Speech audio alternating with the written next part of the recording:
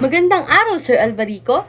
At sa aking mga kamag-aral, ako po si Rain de la Cruz nagmula sa BSHM1I. So, ano nga ba yung pinaka-highlights o yung pinaka-summary ng nireport ng bawat isang grupo sa aming section? So, masasabi ko po dito is yung kasaysayan na tungkulin sa pagsasalin sa pagsulong ng Pilipino.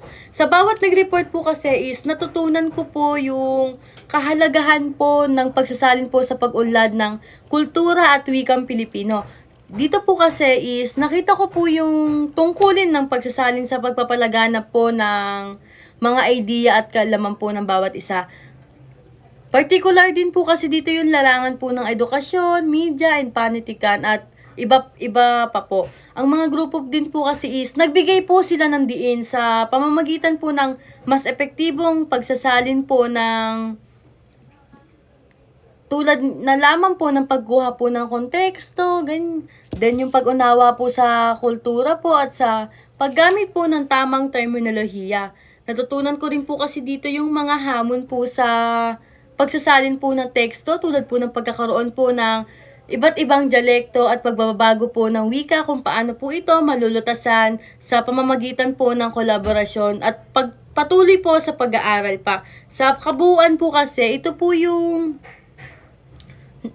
nagpapakita ng malaking papel po ng pagsasalin po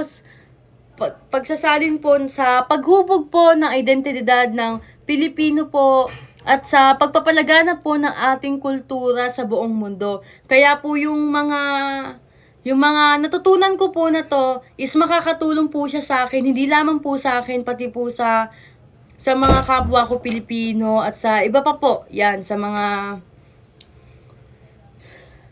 hindi lamang po sa Pilipino, pati na rin po sa ibang bansa, ganyan. So, makakatulong po kasi ito sa pagbuo po ng mas mahusay po na komunikasyon po at sa pag-unawa po sa ating kultura na mas magiging epektibo po siya sa taga pag-ugnay po sa iba't ibang larangan. Yun lamang po, maraming salamat.